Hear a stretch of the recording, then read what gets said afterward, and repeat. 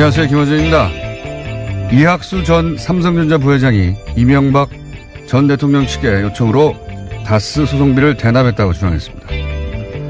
이에 이명박 전 대통령 측은 미국 로펌에 사기를 당했다고 항변합니다. 로펌이 무료 소송을 미끼로 접근했다는 거죠. 이 항변은 매우 웃깁니다. 사기를 당했으면 무슨 피해가 있어야죠. 소송 비용 40억도 안 냈고 김경준 140억은 돌려받았고 뭐가 사기인가요? 피해는 없고 이득만 있습니다. 이런 사기는 저도 주기적으로 당하고 싶습니다. 또한 이학수 전 부회장은 소송비 대납의 대가가 이건희 회장 사면이었다는 취지로 진술을 했다고 하는데요. 대납이 사기가 아니라 대납의 대가가 사면에 국한된다는 프레임이야말로 사기가 아닌지 살펴볼 일입니다. 박근혜 전 대통령과 삼성과의 사례에서 확인했듯 정치 권력과 경제 권력의 거래는 단발성으로 끝나는 법이 없죠. 사면을 위한 거래의 존재는 그 이외의 현안을 위한 거래도 존재했을 거란 방증이자 개연성이자 힌트이자 단서다. 그러므로 이명박 전 대통령과 삼성이 그 당시에 상호 현안을 위해 어떤 거래를 했었는지 샅샅이 조사해야 한다. 사면 하나로 퉁치는 거 그렇게는 안 된다. 기본 생각이었습니다. 시사인의 김은지입니다. 설 연휴 보내고 아침에 왔더니 더 힘들잖아요. 월요일은 늘 힘드네요. 네. 월요일 플러스 연휴 끝이라 연휴가 한 4일 이렇게 되는 건 아주 나쁜 것 같아요. 쉼의 예찬을 하셨던 걸로 제 지난 추석 때 기억을 하는데요. 적어도 열흘 정도는 돼야. 네, 연휴는. 동의합니다. 네. 이게 놀다가 쉬다가 이제 지겹다 다시 일해야지 이런 마음이 들 때까지 쉬어줘야 이게 리프레시가 되지. 매우 힘듭니다. 자, 첫 뉴스가 뭡니까? 네, 말씀하신 대로 이학수 전 삼성그룹 부회장이 검찰에 자수서를 냈습니다. 이 전 부회장은 삼성의 다스 소송비 대납은 이명박 전 대통령 쪽의 요구였다라고 이야기하고 있는데요. 이건희 회장의 승인도 있었다고 진술하고 있습니다. 이건 이제 설 연휴 기간에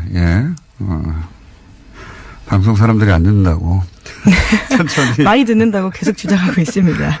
그러면서 천천히 오랫동안 했던 얘기가 있는데 이학수 부회장이 이렇게 검찰에 가서 순순히 진술했다는 거는 이제 이명박 전 대통령 측하고는 이제 끊는다. 관계를 끊고 각자 도생의 길로 들어섰다 이런 의미였죠. 네, 몰아주기라고 볼 수 있을 것 같은데요. 그러니까 모든 죄는 이제 기소가 의미 없잖아요. 이건희 회장은. 예, 지금도 기소 중지되어 있는 혐의만 두 가지가 있습니다. 성매매 혐의도 있고요. 또 차명계좌 탈세 혐의도 있거든요. 근데 이제 이건희 회장을 기소한다는 건 아무 의미가 없으니까 이건희 회장한테 다 죄는 몰아넣고 그리고 이제 김백준 씨한테 뒤집어 씌우기도 있는 것 같아요. 여기 보니까 김백준 씨가 대납 요청을 했다는 거 아닙니까? 네, 그렇게 지금 진술하고 있습니다. 근데 김백준 씨는 6개월간 최소 6개월간 왜 미국에 이 법인이 법무법인이 도대체 로펌이 돈을 요구하지 않는지 모르겠다고 했다고. 네, 다스 내부 문건에 있는 내용입니다. 그러니까요. 그러니까 6개월 이미 시작되고 나서 6개월간은 몰랐다는 거거든요. 근데 이제 김백준 씨한테 뒤집어 씌우는 것 같고 김백준 씨가 설사 알았다 한들 김백준 씨 위에는 이명박 전 대통령밖에 없어요. 근데 김백준 씨는 사면을 할 수 없잖아요. 사면 권한은 대통령한테만 있기 때문에 이렇게 하든 저렇게 하든 결국 이명박 전 대통령이 끌려나오게 돼 있는데 또 있다고 봅니다. 뇌물 혐의가. 이학수 부회장이 순순히 인정한 거잖아요. 이거는 검찰에게 주는 시그널도 있는 것 같아요. 예. 이거 내가 순순히 줄 테니까 여기까지만 하자. 그런 딜인 것 같기도 하고. 네, 그런데 검찰이 만만치 않습니다. 오늘 아침 나온 경향신문 보도 보면요. 삼성 고위 인사들에게도 면죄부 줬다라고 해서 이학수 사면도 다스 소송비 대납 대가라고 보고 있거든요. 그러니까 똑같이 뇌물 혐의의 공개 혐의자라고 보고 있다라는 겁니다. 그리고 삼성으로 보자면 이제 이것이 다른 사안으로 번져가지 않도록 사면 하나는 확실히 내조자 그리고 싸게 맞겠다 이런 전략 아니겠는가. 그런 의미에서 보자면 검찰도 기로에 섰어요. 왜냐하면 검찰 내에도 삼성 라인이 왜 없겠습니까? 예. 그러니까 이 정도에서 끝내자. 또는 또 한쪽에서는 안 된다. 무슨 소리냐. 이재용 부회장 풀려나는 거 봐라. 검찰 내에도 그런 제가 보기에는 알력 내지는 갈등이 있을 거라고 보는데 기로에 쓴 거죠. 삼성이 훅 내주면서 여기서 다 접자. 더는 하지 말자. 이런 기로에 쓴 사건이 아닐까 저는 그렇게 봅니다. 예. 이 소송비 대납 관련해서는 보도가 많습니다 보니까. 네, 그런데 파면 팔수록요 삼성만이 아니다라는 게 나오고 있습니다. 그러니까 검찰이 현대자동차도 다스의 미국 소송 과정에 돈을 지원한 단서를 포착했다라고 하는데요. 오늘 아침 한겨레 신문 보도입니다. 서울중앙지검 첨단범죄수사 1부는 현대차가 2009년 정도에 다스의 소송 비용을 대납하는 형식으로 약 10억 원을 이명박 전 대통령에게 건넨 혐의를 수사 중이라고 합니다. 그렇군요. 현대자동차도 여기 연루됐을 수 있다. 예.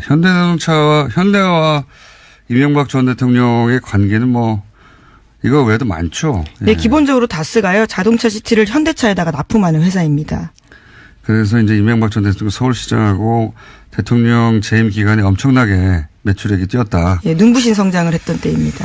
그래서 1조가 넘어갔죠. 예. 네, 그리고 2008년 8월 15일에 정몽구 현대차 회장도 특별 사면된 바가 있습니다. 그때가 이명박 전 대통령 취임 첫 해였거든요. 73일 만에 사면을 받았습니다. 형이 확정된 지요. 이 원포인트 사면이라는 건 이건희 회장 한 사람만 사면했거든요, 그때. 그래서 콕 집어서요. 네, 네. 원포인트 사면이라고 부르고 또 특별 사면. 이 특별 사면이 왜 중요하냐면 사면은 원래 국회 동의를 받아야 돼요. 근데 특별 사면은 대통령의 그렇죠. 그냥 마음대로 하는 권한입니다. 겁니다. 예. 그래서 이제 대통령 이외에는 연루된 사람이 없다. 특별 사면이나 원포인트 사면 같은 경우에는 그렇게 말할 수가 있는 거죠. 예. 그래서 이 사안이 이제 근데 이제 사면만 계속 얘기하는 것은 아까도 말씀드렸지만 사면이 대가의 전부다라는 프레임으로 갈 가능성이 있습니다. 그러니까 그래서는 안 된다. 그럴 리가 있습니까? 그거 하나만 달랑? 한 번 했으면 계속 하는 거지? 혹은 그 이전부터 해왔던 것의 연장이지? 그래서 검찰도 기로에 섰다라고 보는 것이, 이게 일종의 기회거든요. 2008년에 기회가 크게 한 번 있었죠. 김영철 변호사가. 네. 차명 계좌를 폭로한 바 있습니다. 근데 그때 검찰은 김영철 변호사가 아니라 삼성 편을 들었어요. 결과적으로 깨끗하게 털어주는 식이 되었습니다. 네, 김영철 변호사 개인만 망가졌죠. 그 정권도 당시 이명박 정권이었거든요. 예, 제대로 될 리가 없었단 말이죠. 이번에 다시 기회가 온 건데, 그때보다 환경은 좋아요. 그렇죠? 이미 박근혜 전 대통령과 삼성과의 관계를 통해서 많은 게 드러났고, 그리고 이제 또다시 이재용 부회장은 풀려났는데 또 한 번 기회가 온 거거든요. 이거를 놓치면 안 된다. 이번에는 정권이 방해할 리도 없고 국민들도 검찰의 편에 섰는데 이 기회를 다시 놓치면 언제 올지 모른다. 저는 검찰도 기로에 섰다고 봅니다. 이 정도 대납과 사면권으로 끝내느냐 아니면 이명박 전 대통령과 당시 삼성과의 현안들을 어떻게 서로 주고받았는지. 엄청난 덩어리가 박근혜 전 대통령보다 더 큰 덩어리가 거기 있을 수 있다. 저는 그렇게 개인적으로는 추정하는 바입니다. 자, 여기에 대해서 이제 이명박 전 대통령을 로펌에 사기를 당했다. 이렇게. 네, 처음에는 그렇게 주장했습니다. 사기당했다라는 건데요. 소송을 대리했던 에이킹건프의 김석한 변호사가 무료 변론을 미끼로 접근해왔다라고 주장하고 있습니다. 말도 안 되는 소리를. 누가 이런 논리를 개발했는지 모르겠지만 이거 역대급으로 바보 같은 논리라고 봅니다. 그러면은 피해가 있어야 될 거 아니에요. 피해가. 다스는 이득만 누렸어요. 돈도 하나도 안 내고 몇십억을. 140억도 돌려받고. 네, 초창기에는 이런 식의 주장을 했었는데요. 그러다 보니까 어제는 조금 더 정돈된 보도자료를 냈습니다. 사실이 아니라는 거고요. 이 사안에 대해서 이건희 회장 사면과 연결짓는 것은 악의적이고 있을 수 없는 일이다라고 주장하고 있습니다. 그렇게 말하겠죠, 뭐. 네. 로펌이 40억 대납했다는 거는 이명박 전 대통령은 언론을 통해 처음 들었다는 거 아닙니까? 네, 그렇게 주장하고 있습니다. 이명박 전 대통령은 주특기예요, 주특기. 아무리 명백해도 일단 거짓말을 합니다. 거짓말 한다는 의식 자체가 없는 걸로 보여요. 제가 오랫동안 이명박 전 대통령 연구가로서 사실은 평생을 차명으로 살았잖아요. 예. 그렇죠. 평생을 다른 사람 이름으로 자기 재산을 놓고 살았어요. 평생. 그런데도 대통령까지 됐어요. 그러니까 거짓말 안 할 이유가 없는 거예요. 매번 통해갖고 대통령까지 됐으니까. 그리고 하도 자신 있게 대놓고 아니라고 하니까 주변 측근들은 진짜인 줄 아는 사람들 저는 있을 거라고 봅니다. 네, 거기에 대해서는 김희중 씨가 증언한 바가 있습니다. 그 사실에 대해서는 아무도 주변이 모르기 때문에 이명박 전 대통령이 진실을 말해야 한다고요. 근데 이번에는 그렇게 안 될 거다. 예. 주변에 계신 분들은 빨리 벗어나는 게 좋다라고 저는 조언을 드리는 바입니다. 예. 김백준 씨가 아까도 말씀드렸지만 6개월간 몰랐다고 이번에 주장한 게 아니라 문서에 나와 있거든요. 자기들이 만든 문서에. 그러니까 김백준 씨도 모를 만큼 은밀하게 진행된 사안이다. 김백준 씨 윗선이 누가 있습니까, 근데? 이명박 전 대통령 하나인데, 예. 최순실 씨가 한 말이 있잖아요. 삼성도는 먹어도 된다. 예. 그만큼 탈이 없다라는 그렇죠. 의미였던 걸로 그 보이는데요. 바닥의 진리, 우리는 모르지만 진리인 거죠. 예. 실제 삼성 오너들은 한 번도 감옥에 안 갔지 않습니까? 이재용 부회장이 처음 갔어요, 이번에. 그리고 또 풀려나기도 했지만, 이명박 전 대통령도 그걸 믿었겠죠. 예. 김백준 씨를 제치고 삼성과 직접 거래하고도, 예. 이건 탈이 없다. 삼성돈이기 때문에. 자신이 문제가 돼도 삼성이 막을 것이다. 뭐 이런 생각을 했던 게 아닐까. 자, 근데 2, 3 하나밖에 없겠느냐 이런 생각을 합니다. 자, 다음 뉴스는요. 네, 검찰이 다스는 이명박 전 대통령의 것이라는 결론을 내렸다라고 하는데요. 이러한 내용을 이번 주 초에 발표할 계획이라고 합니다. 또한 검찰은 다스의 새 비자금도 추가로 밝혀냈다라고 하는데요. 120억 원 외에도요, 100억 원대가 또 있다라고 합니다. 하지만 검찰은 2008년의 수사 과정에서 비자금 120여억 원을 찾아내고도 검찰의 이관, 이첩하지 않은 혐의로 고발된 정호영 전 특검을 불기소하는 방안을 적극 검토하고 있다고 합니다.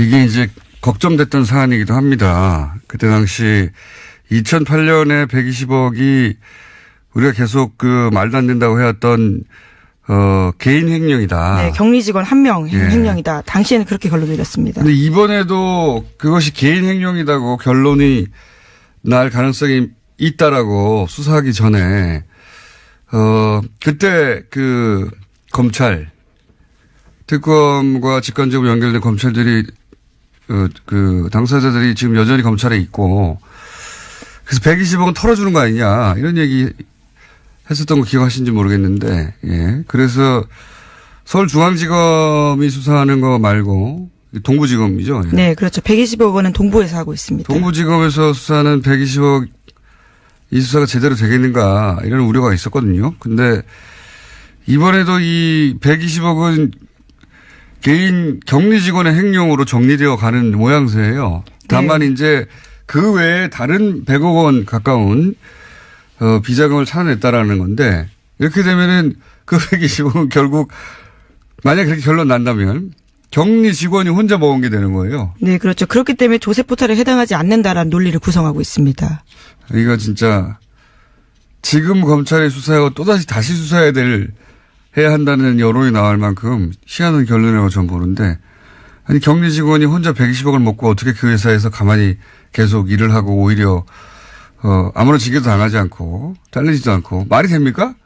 예. 말도 안 되는 건데 현재까지는 그 방향으로 가고 있는 것으로. 예. 네, 정호영 전 특검의 공소시효가 며칠 안 남았는데요. 21일까지입니다. 그래서 정호영 전 특검을 기소를 안 한다는 얘기가 있어요. 기소를 안 한다는 얘기는 120억 원이 기소할 내용이 아니었다고. 네, 개인 횡령이다라는 거죠. 10년 전에 결론을 다시 재추인하는 것밖에 안 되니까 이런 수사 결과가 나오면 제가 보기에는 다 일 잘해놓고 이 부분은 검찰이 역풍을 막을 수도 있다. 도저히 이해가 안 가는 현재까지 이제 나오는 얘기는 그렇습니다. 아직 결론 난 건 아닌데. 자, 예의주시해야 될 사안이다. 120억을 털어줄 수도 있다. 조세 포탈이 되면 이명박 전 대통령 그 건 하나만 가지고도, 예. 몇 년입니까? 10년 이상입니까? 오랫동안 가시거든요. 예. 자, 다음 뉴스는. 네, 이병무 청계재단 사무국장 구속된 바가 있는데요. 이 사무국장의 혐의를 보면 이명박 전 대통령 아들 이시영 씨도 자유롭지 못하다고 합니다. 이병무 사무국장은 다스 자회사인 홍은프레닝이 이시영 씨가 대주주로 있는 회사에 40억 원을 지원하도록 한 혐의를 받고 있는데요. 검찰은 이 돈을 지원하도록 지시한 사람이 이시영 씨다라는 진술을 확보했다고 합니다. 이시영 씨는 무사하지 못할 정도가 아니라 이명박 전 대통령 아들하고 아버지를 동시에 기소하거나 이런 경우 잘 없기 때문에 그렇게 봐주지 않는 한 무조건 기소될 사안이죠, 사실은. 예. 홍원 프레닝은 뭐 저희가 연휴 때 이야기했듯이 뉴타운 이명박 전 대통령의 서울시장 시절에 뉴타운 지정하기 전에 이 홍원 프레닝이 땅을 사가지고 개발 이익을 150억대를 올렸다. 근데 이 홍원 프레닝은 이명박 전 대통령 소유로 의심받고 있는 회사다. 참여회사로 의심받고 있다. 근데 여기서 40억을 빼서 아들 이시영 회사에 담보도 없이 줬다는 거 아닙니까? 낮은 이자로 돈을 빌려줘서요. 회사에 손해를 끼친 겁니다. 근데 그 40억은 홍원 프레닝의 전 재산이었다. 뭐 이런 거. 전 재산을 그냥 줘버린 거예요. 담보도 없이. 훌륭하지 않습니까? 네, 그걸 또 시킨 사람이 이시영 씨다라는 진술이 나왔다고 합니다. 그거를 또 본인이 대통령 아들이 시켰다는 거죠. 대통령 아들이 시키니까 회사가 전 재산을 막 주는 겁니다. 대통령 아들한테. 그러니까 다 압박거라는 거죠. 이런 정황이 다시 한번 나온 거고요. 다음 뉴스는요? 네, 김관진 전 국방부 장관이 군 댓글 사건 수사의 축소 은폐에 관여한 혐의가 구체적으로 포착됐습니다. 최근 구속된 백낙종 전 국방부 조사본부장의 검찰 진술이라고 하는데요. 김 전 장관이 이태하 전 사이버 심리전단장을 불구속 수사라는 지시를 내렸다라는 겁니다. 오늘은 여기까지 해야 될 것 같은데, 네. 이거는 이제 김관진 전 장관이 석방됐잖아요. 말도 그렇죠. 안 되게 석방이 돼서 우리를 열받게 했는데, 원래 같은 건으로는 다시 구속할 수가 없습니다. 구속해서 할 수 없는데 다른 건입니다. 이번에는. 다른 건이 뭐냐면 그때 이미 수사 결과로 정치 개입이 있었다고 이제 수사 결과가 나왔는데 그걸 덮었다. 혹은 뭐 그런 대선 개입이 있다는 진술도 있었는데 수사관 말을 안 듣고 쫓아내고 대선 개입은 없었다. 이렇게 수사 결과를 발표하고 그다음에 뭐 하겠다고 보고서를 냈더니 구속하지 말라라고. 예, 수사 결과를 아예 뒤엎었다라고 하는 건데요. 거기에 책임자가 김관진 전 국방장관이다. 그러므로 요건이 이제 더 진행되면 아마 김관진 전 국방장관은 다른 건으로, 구속영장 심사를 받게 되겠죠. 같은 건으로 다시, 청구할 수가 없습니다. 그래서 별개의 건으로 다시 영장 실질 심사를 받는 모습을 꼭 보고 싶네요. 오늘은 여기까지 해야 되겠습니다. 시사인의 김은지였습니다. 감사합니다. 자, 바로 이어서 지금 평창올림픽이 절반이 끝났어요. 동계올림픽은 짧다 보니까 사실상 일주일밖에 안 남았습니다. 그래서 평창올림픽 관련해서는 거의 올림픽 리포트 역할을 하고 계신 평창 조직위 공동집행위원장 최문순 강원도지사 연결했습니다. 안녕하십니까? 안녕하십니까? 공장장님 안녕하십니까? 새해 복 많이 받으십시오. 새해 복 많이 받으십시오. 지금 벌써 반환점이죠. 그죠? 그렇습니다. 조금 아까 말씀하셨다시피 이제 일주일밖에 안 남았습니다. 네. 아유, 금방 끝나요. 네, 한 17일 정도 되니까요. 네, 지금 빨리들 못 보신 분들 빨리들 오셔야 될 것 같습니다. 네. 지금 항상 여쭤보는 건데. 네네. 그 표는 이제 어떻게 팔리고 있습니까? 표는 지금 이제 거의 다 팔렸고요. 지금 그래요? 우리가 108만 장 파는 걸 목표로 하고 있는데 100만 장 정도 팔렸습니다. 8만 장밖에 안 남았어요? 네, 그게 이제 목표고, 그보다는 한 10만 장쯤 더 있으니까, 아직 여유가 좀 있습니다. 네. 10만 장. 완판될 수 있도록 해주시면 고맙습니다. 완판. 지금, 예를 들어서, 이게 올림픽이 막연하게 한 달 가까이 하겠거니 하시는 분들 입장에서 보자면, 이거 일주일밖에 안 남았나 이렇게 마음이 급할 것 같은데, 그러면 이분들은 그러면 현장 가서 사야 됩니까? 아직도 이제 인터넷 판매도 하고 있고요. 현장 판매도 지금 하고 있고요. 근데 이게 또, 꼭 올림픽 경기가 아니더라도 지금 거기 오시면 그냥 사방천지의 볼거리입니다. 그러니까 전시 공연 이런 것들이 이제 거의 무료로 보실 수 있기 때문에 그냥 무작정 오셔도 됩니다. 네. 무작정. 네. 지금까지 오면서 어떤 큰 문제나 혹은 문제가 있었는데 잘 해결됐거나 네네. 그런 내용 있으면 좀 소개해 주십시오. 뭐 교통 문제라든지. 네, 이제 날씨가 뭐 제일 큰 문제였습니다. 아주 강추위, 예. 평창이 심할 때는 30도, 영하 30도 이하로까지 내려갔으니까요. 체감 온도가요. 예. 그렇습니다. 이제 돌풍, 그다음에 교통이 좀 초기에 좀 막히는 게 있었고요. 이제 노로바이러스. 네, 그렇죠. 가 좀 있었고 또 가뭄 이런 것들이 있었는데 지금 대부분 정리가 돼서 지금은 매우 안정적으로 운영되고 있는 그런 상태가 되겠습니다. 이게 이제 올림픽을 취재하는 기자들은 각국에서도 이제 베테랑 기자들이 많거든요. 올림픽 여러 번 취재했거나. 그렇습니다. 예. 네. 그 외신의 반응이나 선수단의 반응은 어떻습니까? 네, 조금 겸손하게 말씀드리면 이렇게 준비가 잘 된 그런 올림픽이다. 만족스럽다. 특히 이제 외국 선수단들하고 이제 기자단들이 늘 이제 불편하게 생각하는 게 먹고 자는 게 되겠습니다. 기본적인 거죠. 움직이는 예. 거. 예. 아주 기본적인 것에 문제가 있으면 불만을 제기하는데 이번에는 굉장히 우수하다, 만족스럽다. 이제 이런 표현들을 하고 있습니다. 제 입으로 하니까 좀 껄끄러운데요. 그래서 이제 IOC의 공식 입장이 매우 만족스럽다. 이런 게 이제 엊그제 기자회견이 있었습니다. IOC에서 선수단에서 이제 음식 관련 불만이 안 나온 건 이번이 처음이다. 이런 보도는 보긴 봤는데. 네네. 예, 그건 겸손 모드로 방금 하신 거고. 예, 겸손 모드 아닌 모드로 하시면 어떻습니까? 자랑 좀 해주시자면. 사실은 이제 다 끝나고 나면 여러 가지를 종합적으로 말씀드릴 텐데 이제 지금까지는 거의 저희 상황실을 운영하고 있는데요. 예. 불만이 거의 없을 정도가 되겠습니다. 이제 그러나 저희들 아직 긴장을 늦춰서는 안 되고 요거 올림픽이 끝나면 3월 9일부터 패럴림픽이 또 있습니다. 예, 예. 사실은 이제 패럴림픽이 우리나라에서는 아직 이렇게 인지도가 많지 않아서, 관중들이라든가 이런 점들에서, 걱정이 많습니다. 이제 패럴림픽까지 잘 끝내고 나야, 이제 성패를 최종적으로 말씀드릴 수가 있겠습니다. 패럴림픽에도 많은 관심을 가져주시길 부탁해 올리겠습니다.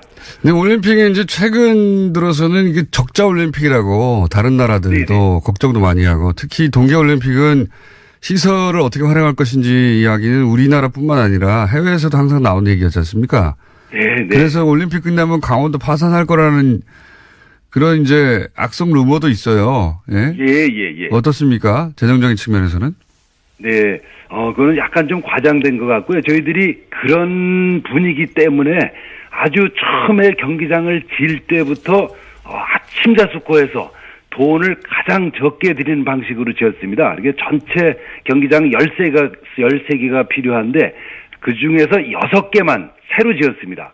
이번에 윤성빈 선수가 썰매를 탔던 스켈레톤을 탔던 금메달 딴 슬라이딩 센터라든지 이런 우리나라에는 없는 시설만 새로 지었고요. 그래서 이걸 운영하는 비용도 나중에 아주 최소화되도록 지금 설계가 돼 있기 때문에 나중에 재정 문제가 생기지는 않을 걸로 생각하고 올림픽이 끝나면 종합적으로 보고를 해 올리도록 하겠습니다. 뭡니까? 그럼 장사도 잘 해야 되는데 거기 듣기로는 수호랑인가요? 인형, 마스코트. 네네. 이게 이렇게까지 인기 있을 줄 몰라서 롱 패딩도 마찬가지고. 네네. 절반밖에 안 됐는데 벌써 매진됐다고. 이렇게 장사를 못 하시면 어떡합니까? 그렇습니다. 저희들 처음에 제가 그냥 막 나눠드리고 다녔는데 이제 좀 비싸게 굴고 있습니다. 네. 사기가 저도 힘들어서요. 그렇군요. 네네. 지금 가면 마스코트는 못 사요, 그러면? 매진됐다고 보도가 됐던데. 살 수는 있는데 이제 줄을 길게 늘어서고 지금 일부 매장마다 다른데요. 좀 매진된 데도 있고 아직 남아 있는 데도 있고 그렇습니다. 그렇군요.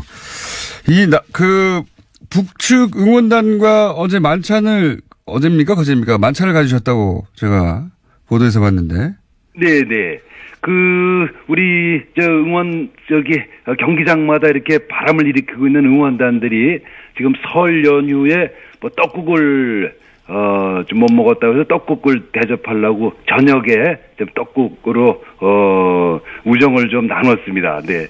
저희들이 그래서 그때 이 응원단이 어떻게 구성됐냐 그랬더니 평양에 있는, 대학생들 중에 자원을 받아서 왔다 그럽니다. 그래서 그게 전문적인 뭐 무용단이나 음악을 하는, 학생들이 아니고 전부 이렇게 아마추어, 우리 자원봉사자처럼 그렇게 구성을 해서, 아주 짧은 기간 동안에 맹렬한 훈련을 거쳐서 왔다 이렇게 답변을 들었습니다. 혹시 그 분들에게 그 김일성 가면 해프닝에 대해서는 물어보셨습니까? 그거는 안 물어봤습니다. 안 물어봤어요? 네. 예. 네. 그 해프닝에 대해서는 개인적으로 어떻게 생각하십니까? 그거는 그 그 분위기가 지금, 예술단의 공연이나 응원단들이 우리 쪽을 매우 배려해서 여러 가지 선곡이라든지, 여러 가지 장비라든지 이런 걸 준비해 온 흐름으로 봐서는, 지금 가면 논란은 전혀 근거가 없고, 좀, 우리 가슴 속에 오래 남아있는 레드 컴플렉스의 잔재라고 생각하고 있습니다. 한 가지만 더 여쭤보겠습니다. 이제 네네. 올림픽 끝나면 저희 스튜디오에 한번 꼭 오셔야 되고요. 예, 매번 네네네. 이렇게 짧게 바쁘시다고 말만 하고 안 오셔가지고. 예. 네네. 올림픽 폐막식까지 끝내고 바쁘신 거 끝나면 네네. 한번 나와서 좀 자세한 얘기 좀 나눠보고요. 네네네. 이번에 고무가 되셨는지 동계 아시안 게임은 아예 남북 공동으로 개최하자. 2021년. 2021년은 이미 우리가 개최하기로 돼 있는 거죠. 아닙니다. 지금 아닙니까? 안 돼 있습니다. 그러니까 지금 안 돼 원래는 지금 있군요. 결정돼 있어야 되는데 이 동계 아시안 게임이 하겠다는 데가 별로 없습니다. 이게 이제 좀 이게 아시아에서는 한국, 중국, 일본 정도가 그걸 할 수 있어서 계속 서로 돌아가면서 하다 보니까 일본에서도 한 4번 했고요. 뭐 이런 식이 되다 보니까 우리는 뭐 한 지가 좀 오래됐습니다. 19년 전에 한번 했었는데 이제 우리가 하겠다 그러면 경쟁 없이 할 수 있는 그런 상태인데 기왕이면 남북이 공동 개최를 하자. 그리고 북쪽에 이제 마식령 스키장이 잘 지어져 있으니까 이렇게 서로 돈을 별로 안 들이고 할 수 있을 것 같습니다. 이렇게 의사결정을 거쳐서 벌써 같이 공동 개최하려면 지금부터 준비를 같이 해야 되니까요. 이게 남북의 스포츠를 통한 화해 분위기를 한번 이어갔으면 하는 게 제 생각입니다. 그렇군요. 자, 여기까지 끝내려고 그랬는데 문자가 와 있어요. 도지사님이 네. 거짓말쟁이라고 어제 수호랑 사려고 강릉 시내를 가게를 세 군데나 갔는데 다 품절이라고. 네. 이게 더 좀 생산을 하도록 빨리 독려를 하겠습니다. 네. 이제 막바지가 돼서 이렇게 빨리 네네. 끝나나 싶어서 아마도 이번 주 목금토일 사이에 네네. 가시는 분들 많을 것 같으니까, 예. 네네네. 옆으로 챙겨놓은 거 있으시면 내놓으셔야 될 것 같아요. 예. 네네. 많이 와주시면 잘 모시도록 하겠습니다. 공장장님도 이동 스튜디오 한번 안 하십니까? 저희가 거기까지 가서 글쎄요. 한번 생각해 보겠습니다. 오늘 여기까지 할게요. 감사합니다. 네, 감사합니다. 고맙습니다. 지금까지 평창 조직위 공동집회위원장 최문순 강원도지사였습니다. 자, 4개월 앞으로 지방선거가 다가왔습니다. 예, 이번 지방선거는 6월 13일 있습니다. 보통 이제 설이 끝나면, 혹은 뭐 명절, 큰 명절이 끝나고 나면, 명절 여론조사를 하죠. 예, 아직 그 결과는 안 나왔을 텐데, 미리 한번 짚어보겠습니다. 박시영 윈지 코리아 부대표 나오셨습니다. 안녕하십니까. 네, 반갑습니다. 박시영입니다. 배종찬 리서치 본부장님 나오셨습니다. 안녕하십니까. 안녕하십니까. 예. 지난번 두 분이 나오셨을 때, 첫 번째 굉장히 반응이 좋았고요. 두 번째 나오셨을 때, 이 코너 사라지겠구나. 했는데 또. 연락이 없으셔가지고 사라진 줄 알았습니다. 네. 명절 직후에 또 이런 거 한 번씩 하니까. 네. 예. 아이고, 죄송합니다. 제가 잘못했네요. 우리가 사라지진 않은 거죠. 네. 자, 한번 짚어볼까요? 물론 뭐 4개월이면 아직 많이 남았어요. 예, 많이 남았고, 올림픽도 아직 안 끝났고, 올림픽으로 인한, 여론이 어떻게 될지도 아직 뭐 확연히 드러나지는 않았는데, 네. 지금 현재 기준으로 한번 짚어보죠. 우선 지방선거를 좌지우지할 변수들이 뭐가 있을까 한번 짚어보겠습니다. 박 대표님. 네. 네. 부대표 빼고 그냥 대표로 할게요. 발음이 힘들어가지고. 예. 배 부장님이라고 할게요, 그냥. 네, 알겠습니다. 본부장이 좀 더 높긴 한데, 네. 네. 감수하겠습니다. 네. 네. 그렇게 짧게 해야지 이게. 네네. 자, 박 대표님 보시기에 변수는 뭐가 있습니까? 저는 한 5가지 정도 보는데요. 5가지나 있습니까? 네. 왜냐하면 남북관계에 당연히 변수가 있고요. 네. 그다음에 개헌 변수가 있고, 그다음에 이제 그 최저임금이나 이런 경제 이슈가 네. 있는데 거기에 덧붙여서 2가지 변수 더 있는 것 같아요. 뭐냐면 하나는 반부패 전선이 여전히 유지될 것 같다. 그러니까 MB 수사 문제 네. 이어서 또 생활적 폐해가 많이 나타나고 있지 않습니까? 채용 비리, 갑질 논란 이런 등등이 이어져서 반부패 전선, 공정사회 이 부분이 있을 것 같고요. 또 다른 한 가지는 가짜 뉴스가 굉장히 횡행하거든요. 그래서 이제 실제로 그 파괴력이 이번 설 민심에서 상당히 확인이 됐는데 이 부분에 대한 대처 이것도 큰 변수 중에 하나라고 보여집니다. 이게 이제 20, 40대 혹은 50대까지도 잘 느끼지 못해요. 가짜뉴스 하는데 포털에 뭐 가짜뉴스가 막 있는 게 아니거든요.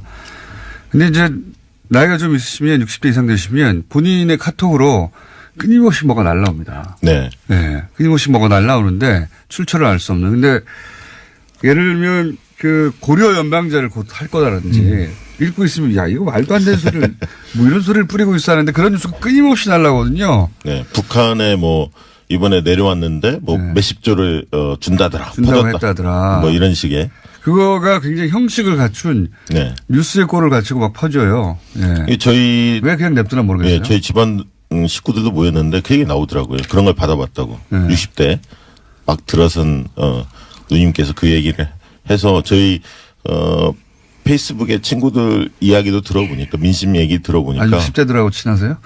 아니 뭐 그 나이 때는 아니지만 그 누님들 얘기를 들어보면 곧 실제로 60대. 예. 네. 네, 곧 60대. 네. 아닙니다. 50대까지만 들어서신 거 아니에요? 예, 50대 후반부터 60대에 상당히 많이 이번에 퍼져 있다. 특히 영남권에 네. 굉장히 유포가 많이 된 것으로 확인됐습니다. 이거 이제 경찰에서 저는 단속해야 된다고 보는데 한두 번이 아니라 끊임없이 지속적으로 업그레이드 해가며 그때그때 사안에 따라 누가 의도적으로 뿌리는 거거든요, 이거. 그렇죠. 예. 근데 어쨌든, 그 이하 연령대는 뭐 가짜뉴스가 있다고 그래. 뭐 게시판에서 가끔 그런 거 누가 믿어 하는데 그게 아니라 본인의 개인 카톡으로 계속 옵니다, 이게.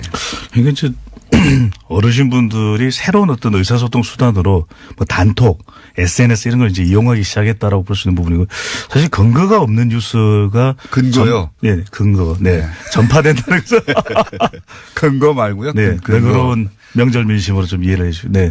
근데 최근에 관련된 조사가 있었는데 우리나라에도 이제는 뉴스를 고지고대로 믿지 않는다 그런 여론도 있거든요. 맞습니다. 그거. 그런 만큼 우리나라가 이웃 일본하고 비교한 조사도 있었는데 우리가 그래도 좀 더 긍정적인 것은 근거를 반드시 확인하더라고요. 근데 이 근거가 젊은 세대들은 네. 젊은 세대는 그렇다고 네. 치고요. 이제 미국 그 대선 때도 네. 보면 이 가짜 뉴스가 엄청난 기여를 했다라고 하지 않습니까? 네, 네. 그러니까 그런 사례를 확인하면서 이런 뉴스로 이득을 보는 쪽에서 이걸 조직적으로 만드는 게 아니냐. 저도 이제 본 적이 있어요. 보면 아, 이거 말도 안 되는데 누가 믿나? 고려 연방제가 곧 실시된다든가 사회주의 국가가 우리가 곧 된다든가 뭐 이런 네. 얘기거든요. 네. 북한 이제 우리나라가 이제 북한이 넘어간다는 거예요. 한마디로 말해서. 예. 그런 뉴스를 이걸 누가 믿을까 하는데 끊임없이 보냅니다. 끊임없이. 이런 게 있을 거예요. 지금 지방선거를 앞두고 남북 관계도 주요한 변수가 되고 있는데 그런 이 북한과 관련된 내용들이 실제로는 이 보수층을 또 뭉치게 하는 효과도 있거든요. 그런 전략적인 부분도 노린 거 아니냐. 그렇죠. 이번에 네. 이제 평양올림픽이라는 프레임을 씌웠지 않습니까? 네. 어쨌든 북한에서 대대적으로 참여를 했고 그러다 보니까 이제 그 기존의 60, 70대가 갖고 있었던 어떤 반공 이런 어떤 이데올로기가 있기 때문에 그런 부분에 있어 어떻게 보면 자극하기에 굉장히 좋은 계기가 된 거죠. 그러니까 지방선거 변수랑 관련해서 보면은 이명박 전 대통령 또 예. 박근혜 전 대통령을 내용으로 해서는 보수가 뭉칠 수가 없는 것이거든요. 그렇죠. 그렇다 보면 보수층에서는 적어도 이 남북관계 안보 이슈로는 그동안에는 샤이 보수였는데 일종의 역샤이 보수 현상, 역샤이 보수 효과를 누릴 수도 있다는 겁니다. 역샤이라는 거는 뭡니까? 그러니까 이제 그동안에는 적극적으로 나온다. 네, 그동안에는 보수층이 창피해서 전면에 나서질 할 말이 못했는데 없었던 거예요. 이제 적어도 남북 관계에 대해서는 할 말이 있다. 그런 것이거든요. 네. 그래서 이번에 설 민심 재밌는 특징이 뭐냐면 잠잠했다는 겁니다. 정치 얘기가 별로 없었다는 거예요. 그러니까 평소 평상 어른들이 주도하거든요. 네, 어른들이 주도하는데 어른들이 조용했다는 거죠. 할 말이 별로 없었고 또 평창 올림픽이 있었기 때문에 이번에는 아무튼 좀 조용히 보냈다. 이게 그리고 이제 남북 간의 대화나 또는 방문 뭐 이런 이야기가 앞으로 계속 나올 텐데 지금 추세로 봐서는 여기에 이것이 혹시 지방선거에 보수 입장에서 악재로 작용할 수 있으니까 이런 카톡은 더욱 기승을 부릴 수 있다. 그렇죠. 네. 그렇죠. 누군지는 모르겠지만 아주 조직적으로 하고 있어요. 이 가짜 뉴스는 진짜 건절돼야 되는 게 지난 미국 대선에서도 보면 프란치스코 교황이 트럼프 후보를 지지했다. 이런 게 뉴스로 나왔거든요. 트럼프를 지지했다는 걸 교황한테 물어볼 수 있는 사람이 누가 있습니까 대체. 확인이 불가능한 뉴스잖아요. 그러니까 이렇게 되면 사람들은 또 뭐 믿어버리는 경우가 생기는 것이거든요. 네. 믿는 사람이 생기죠. 예. 자, 그렇게 변수 중에 뭐 남북 이슈라든가 또는 뭐 최저임금 같은 경제 이슈라든가 또 뭐 채용 비리 같은 거 뭐 그리고 이제 MB 박근혜 전 대통령의 적폐 라인, 네. 적폐 전선 이런 것들이 있는데 나머지는 예측 가능한데 이 남북 이슈는 이런 가짜 뉴스나 네. 또는 20대도 뭐 일정 정도 보수화된 네. 측면이 있거든요. 네. 이게 어떻게 튈지 모르고 요거는 아마 공략 대상이 될 것이다. 네, 계속해서. 그렇습니다. 근데 남북 관계가 지방선거의 결정적 이슈가 될 수 있냐면은 이 부분에 대해서는 조금 의견을 달리하는 것이 아, 그렇군요. 또 대통령의 남북 관련 정책에 대해서는 잘한다는 그런 여론조사 결과가 나오거든요. 예. 그러니까 특정 이슈에 대해서는 보수층이 뭉칠 수 있는 계기, 발판이 될 수 있겠지만 전반적으로는 어느 한쪽으로만 이념적으로 쏠려서 가지는 않을 가능성이 크기 때문에 남북 관계가 중요한 변수임에는 틀림없지만 결정적 원샷이 되기는 아직까지는 좀 시기상조가 아닌가라는 그럼 여론조사 분석이 가능한 가능한데 변수는 뭡니까? 가장 큰 변수는 그거 같습니다. 이 적폐청산과 경제 이슈가 어디 쪽이 지방선거까지 더 힘을 받는가. 그럼에도 불구하고 이 뭐 적폐청산 필요감 이런 이야기가 나옴에도 불구하고 여전히 적폐청산 과제가 필요하다라고 국민들은 공감하고 있는 것이거든요. 아직 그리고 필요감 못 느껴요. 저는. 그럼요. 네. 또 이제 MB가 살려줬죠 다시. 경제 이슈와 관련해서는 물론 이것이 중요한 이슈가 되기는 하지만 그렇다고 해서 이것만 가지고서 지방선거의 후보자를 선택하지는 알겠습니다. 않기 때문에 저는 적폐청산 모드와 경제 이슈 이 경쟁하는 구조가 될 걸로 이번에 그 개헌과 관련해서 개헌은? 이슈로 이게 등장할 가능성이 상당히 큽니다. 3월 개헌도? 20일쯤 이제 대통령이 개헌안 발의 할 예정이고요. 그리고 이제 한나라당도 자체적으로 자유한국당도 개헌안 발표하겠다. 개헌을 하자는 게 지금 다수 의견인데 보면 한 6대4 정도로. 네, 그렇습니다. 네. 근데 이게 지금 재밌는 부분이 뭐냐면 재미없기만 해봐요. 시간 다 돼가는. 지방 분권이 가장 그 핵심으로 떠오를 가능성이 크다는 거예요. 기본권은 서로 재밌어지는 거예요 지금? 아니 기본권은 기본이고 네. 지방 분권이 왜 중요하냐면 지방 선거에 있어서 지방을 살리려는 세력 대 그렇지 않은 세력과의 이 대결 구도가 형성될 가능성이 상당히 크다는 거죠. 이거 정말 재밌는데요. 네. 코너가 살기 위해서 서로 재밌어해주는 예. 말도 안 되는 소리들. 여론조사를 보면 개헌에 대한 시각이 분명해지는 것이 필요하다고 생각합니다. 국민들은. 그렇죠, 그런데 그렇죠. 문제는 이것이 시급하냐. 네. 다른 게 더 급한데 또 개헌의 내용을 또 정확하게는 모르는 것이 또 국민이거든요. 그렇죠. 그리고 또 일부 여론조사 보면 보기 문항에 문제가 있어요. 뭐 무리해서 개헌할 필요가 없다. 무리라는 표현을 쓰거든요. 이번 지방선거 때 그거는 같이 이제 하는 보수 쪽에서 의뢰한 약간 그런 어떤 문항들이 있는 여론조사도 봤는데 그건 좀 문제가 있죠. 예, 네. 무리해서 좋은 게 아무것도 없거든요. 그렇죠. 이 세상에. 네. 예. 좀 무리하신 것 같아요. 말도 안 되는 개그를 막 던지시고. 네. 절박감이 느껴집니다. 코너가 살아야 한다는. 그러니까요. 네. 자, 여기까지 하고 앞으로 이제 두 분 코너가 재밌으면 계속 나오실 거니까요. 자, 이 구체적으로 들어가 볼게요. 지금 시간이 5분밖에 안 남아가지고 1분 이내로 딱딱딱 짚어야 됩니다. 네. 자, 제일 큰 지역 서울. 서울은 뭡니까? 관전 포인트가. 안철수가 등판하느냐 안 하느냐 네. 이게 가장 큰 등판한다면 한다고 봅니다. 저는. 이렇게 한다면 결과는? 한다면 정치 전선이 강화되는 거죠. 정치 싸움이 큰 판으로 벌어집니다. 그래서 안철수 대표가 한다 안 한다가 큰 이슈라고 하면 네. 하면 결과는 어떻게? 결과는 안철수가 당연히 지는데 문제는 어떻게 지느냐. 민주당의 변수가 생긴다는 거죠. 왜냐하면 박원순과 안철수의 효과가 강화될 수도 있고요.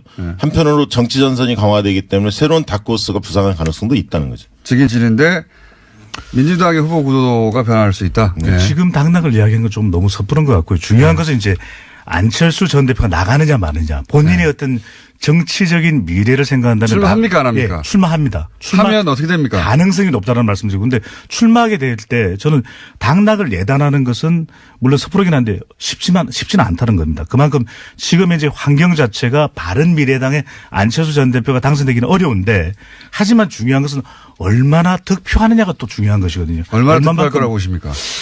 글쎄요. 그래도 저는 이것이 실제 출마를 하면 우리 지금의 여론조사와는 다르게 상당히 또 건접전을 펼칠 가능성 분명히 있어 보입니다. 그럼 자유한국당 쪽에서는 후보가 누군가 나올 텐데 표를 서로 갈라먹지 않을까요? 저는 연대할 가능성이 있다고 봅니다. 연대한다? 예. 자유한국당과 그러면 그걸 좀 여기서 예를 들면 확대해서 자유한국당과 바른미래당이 지역별로 연대할 수도 있다? 저는 선택적으로 가능하다고 보는 편입니다. 그러니까 전면적인 게 아니라 제한적으로 일부 지역에 한해서. 그렇군요. 예. 어렵다고 보이시는데 그런 가장 큰 이유가 이 지방선거는 바른미래당이 정치적으로 또 안착해야 되는 또 중요한 계기거든요. 그런데 한국당 이념적 성향이 다른 한국당과 합칠 경우에 지지층이 과연 더 외연이 확대될 수 있냐 어렵다고 보이거든요. 지금 바른미래당의 지지층의 핵심은 네. 보수입니다. 중도 보수가 아니에요. 바른미래당의 지지층이 정책적 사안에 대해서 보이는 태도를 분석해 보면 굉장히 보수적입니다. 네. 바른미래당은 사실상 보수로 국민의당의 안철수 후보가 통합하면서 그 과정에서 확 보수 쪽으로 가가지고 보수 지지층에 기반둔 거 아닙니까 이제? 근데 선거라는 것은 당의 정체성이 또 고추 세워지는 매우 중요한 시기거든요. 그런데 연대하기보다는 오히려 지지층은 그대로 가라는 연대보다는 그대로 가라는 이야기를 많이 할 수밖에 없는 게. 이게 갈렸고. 자, 그러면 PK는요. PK 가능성은. PK는 결국은 이제 여기서 소위 민주당 약진하느냐 마느냐의 문제잖아요. 민주당이 저는 상당히 약진할 거라고 보는데 지금 PK 민심의 핵심 중에 하나가 경남에서 기초단체장 3명이 그 자유한국당을 탈당해서 민주당 입당했거든요. 분위기가 안 좋다 보니까. 예. 그리고 또 김경수 등판이 거의 확실시 되는 분위기인 것 같습니다. 예. 그렇다면 경남 선거가 굉장히 뜨거워질 거고 또 부산 선거하고 또 연계가 되는데 저는 부산 경남 원사이드는 없다고 봅니다. 박빙 선거로 가는데 그런 측면에서 그래도 과거보다는 훨씬 더 가능성이 높아졌다. 민주당 어떻게 평가하십니까? 본부장님. 네. 박시영 부대표시죠. 부대표 말씀하시는데 저는 공감을 하고. 공감하면 넘어가죠 그럼. 네. 알겠습니다. TK는요. TK. 공감 안 하는 부분에서. TK는 김부겸 장관이 그 대구시장에 출마 안 할 것으로 거의 알려지고 있는데요. 그런 측면에서는 과거보다는 약진은 하겠지만 결국 자유한국당이 석권을 하리라고 봅니다. 어떻게 보십니까? 저도 이제 공감하면 넘어가고요. 네, 넘어가겠습니다. 네. 자, 호남이요. 호남은 어떻습니까? 호남은 민주당, 민평당, 뭐 바른미래당까지 있는데 바른미래당이 3파전의 한 축이 될까는 싶고 민주당, 민평당의 양강구도 아닙니까 사실? 그렇죠. 네. 그렇게 여기는요? 봐야 하는데요. 광역 단위는 민주당이 상당히 우세할 것으로 보여지는데 기초단체장의 경우에는 현직이 그 민주평화당 소속인 그 현직 광역은 민주. 예, 기초는 평화, 접전이 있을 가능성이 크다. 어떻게 보십니까? 공감합니다. 네. 오늘 이제 방송 너무 날로 먹는. 박시영 부대표 배종찬 본부장이었습니다. 감사합니다. 감사합니다. 네, 코너 삽니다 이거.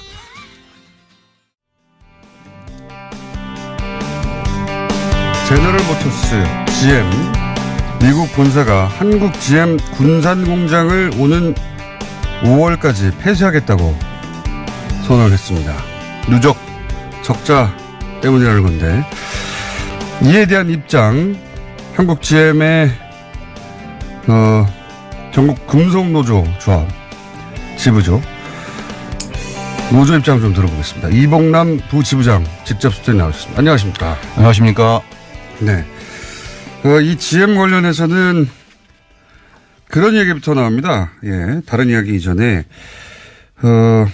적자가 너무 많아서 경영이 어려워서 미국 본사에서 철수한다는 얘기가 나오자마자 언론을 통해 무슨 얘기가 나왔냐면 그 적자가 사실은 미국 본사에서 이유를 다 가져가서 그런 거다. 뭐 이런 얘기가 처음 나왔어요. 예를 들어서 원래 채권단에 부채가 있었는데 그 부채를 아주 좋은 조건으로 저리로 그런 계약을 맺어뒀는데 이걸 갑자기 2012년, 2013년에 반반씩 해서 한 번에 돈을 갚고 미국 GM 본사에서 돈을 가져서 돈을 갚고 그리고 본사에 훨씬 더 비싼 이자로 이자 비용을 지불하다 보니까 요약하면은 저리 부채를 고리 부채로 갈아타는 회사 입장에서는 이해할 수 없는 결정을 내렸고 그 덕분에 한국 GM이 이자만 5천억 가까이 미국 본사에 지급했다. 이렇게 요약되는 내용이 있습니다. 이거 좀 설명해 주십시오. 예. 한국 GM이 2013년까지는 흑자 회사였습니다. 흑자. 예. 예. 그런데 이제 2014년 들어가면서 갑자기 적자로 바뀝니다. 예.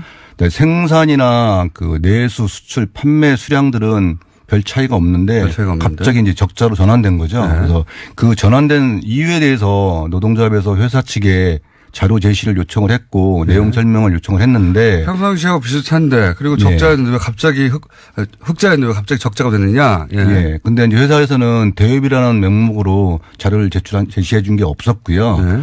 저희가 이제 추정하건데 여기서 이제 방금 말씀하신 것처럼 이전 가격에 대해서 이제 나오기 시작합니다. 그게 무슨 얘기냐면 저희가 완성차를 만들고 판매를 할 때 그 완성차 가격이나 수출 가격이나 또는 이제 반조립 상태로 수출을 하는 CKD 가격이 저희가 판매하는 가격보다 그러니까 제조 원가에 대비해서 저가로 미국에 인계가 되고 우리나라에서 만든 자동차를 네. 미국으로 보낼 때 원가가 100원이라면 원가보다 낮은 가격으로 미국을 보낸다는 거죠. 그렇죠. 그러니까 그리고 본인들은 네. 120원, 130원에 판매를 하면서 수익을 본사로 가져가는 그런 구조가 됐다고 추정을 하고 있는 겁니다. 그러면 한국 GM의 입장에서는 만들면 만들수록 적자가 되는 거네요? 그렇죠. 구조상. 예. 예. 최소한 원가는 받아야 되는데 아무리 본사라 하더라도 예. 원가 이하로 가져가고 예. 자기들은 더 비싸게 파니까 예. 한국 GM이 가져갈 수익 부분, 그러니까 원래는 이제 100원에 만들었으면 뭐 105원이나 10원에 보내야 되는 거죠. 그렇죠. 예. 그런데 그걸 95원에 보낸다는 거죠. 예를 예. 들면. 그 사실을 지금 새로 부임한 사장이 예. 말을 했었습니다. 일부 지역에 대해서는 원가보다 더 낮게 수출을 하고 있다고. 아, 이건 그러니까 말도 안 되는 소리를 하고 있는 거죠. 그렇죠. 원가 이하로 파는 회사가 어디 있습니까? 그런 이전 가격의 문제가 있고 또 하나 이제 말씀하신 것처럼 이자 비용 문제. 예. 그러니까 시중에서 그 대한민국 기업을 운영하면서 그 대출을 받는 이자가 예. 적게는 0%대에서 많게는 이제 한 3% 정도 되는데 예. GM의 이제 그 자회사 개념으로 GM 홀딩스라는 이제 금융회사가 있습니다. 예. 거기에서 이제 돈을 이제 빌리게 되는데 미국 본사에서 빌려온 거죠. 예. 그게 이제 5.3% 많게는 5.7%까지 주게 되는 거죠. 그래서 한 2배 정도의 이자를 내게 되는데 그게 이제 한 4년간 4,800억 정도 됐었습니다. 그러니까 5천억 가까이. GM의 계열사인 한국 GM을 운영을 하면서 예. 돈놀이를 하게 되는 거죠. 그렇죠. 투자를 하고 좀 더 그 생산적인 발전되는 그런 회사를 만들려는 게 아니라 예. 돈놀이를 하게 되는 거예요. 이게 이제 일반 회사로서는 절대 반대는 일어나도 뭐 이자가 4%대였는데 2%대지면 은행을 갈아타죠 보통은. 그렇죠. 개인들도. 그런 일은 일어날 수 있는데 거꾸로는 안 일어나거든요. 네. 회사 입장에서 더군다나 뭐 액수가 어마어마하니까 이런 규모가 있는 회사들은. 이제 거꾸로가 일어났다는 거죠. 예. 3% 이하의 때 이자를 주다가 5% 6% 가까이 되는 이자를 주는 대출로 갈아탔다는 거 아닙니까? 네, 맞습니다. 갈아탔는데 그게 한국 GM으로는 본사인 미국 본사 쪽에서 돈을 빌려오는 걸로 갈아탔다는 거잖아요. 그렇게 되는 거죠. 네. 그러면은 안 내도 될 이자 비용을 그럼 5천억 가까이 냈다는 거 아닙니까? 예. 본사에다가. 예. 한국 GM 입장에서는 손해를 본 거고. 그러니까 나가지 않아야 될 돈이 예. 그냥 한국 GM 입장에서 보면 버리는 돈이 된 거죠. 그러면서 이제 적자를 만들어 간 거라고 저기 추정하고 있는 거고. 또 있어요. 저 보도된 바에 따르면 예를 들어서 개발비가 6천억 정도 들었다고 하는데 특정해 2016년인가. 근데 그 개발비가 그러니까 한국 GM으로 특정 차를 개발한 다음에 차는 미국에서 생산하고 그다음에 로열티는 한국이 미국에 내고 뭐 이런 구조 말도 안 되는 구조라고 하는데 이거 좀 설명해 주시죠. 2014 3년부터 16년까지 한 4년 정도에 걸쳐서 저희가 그 GM에 지급한 그 로얄티를 포함한 개발비가 네. 한 1조 8천억 정도 됩니다. 엄청나네요. 네. 그 돈이라고 하면 지금 GM이 주장하고 있는 한국 GM의 적자가 거의 상쇄되는 액수죠. 그렇죠. 네. 그러니까 말씀하신 것처럼 그 미국에서 생산하고 판매하는 차량을 저희 인력과 장비를 이용해서 개발에 지원을 해줬는데 그 비용마저 저희 비용으로 상계 처리하면서 저희 적자가 가중된 거고, 그리고 또 추가적으로 예를 들면 그 저 부평공장 생산하고 있는 말리부가 그 홈룸이라고 하는 그 개발처가 이제 북미입니다. 네. 잠깐만 요 앞에 거부터 예. 정리하면 미국에서 생산해서 미국에서 파는 차예요. 그런데 그 개발비를 한국이 떠안았어요. 예. 예. 그러면 그 차를 한국에서 수입하면 개발비를 한국에서 떠안았으니까 적어도 예를 들어 더 싸게 사온다든가 그런 게 있습니까? 그런 거는 혹은 로열티를 지급 안 합니까? 그게 예를 들면 볼트라는 전기차인데 예. 전혀 싸지가 않죠. 그리고 저희가 뭐 생산하는 것도 아니고 예. 뭐 1년에 뭐 300도 500도 정도 한정적으로 공급하라는 이런 상황인데 그런 비용을 한국 GM이 떠안은 것입니다. 한국에서는 정작 300대 정도밖에 안 팔릴 차인데 예. 그 개발비 수천억을 한국이 떠안고 예. 그럼으로 인해서 생기는 적자 역시 한국이 떠안게 되는 것이다. 그렇습니다. 그리고 그 차를 정작 한국에 사올 때는 그렇다고 싸게 사오는 것도 아니다. 네.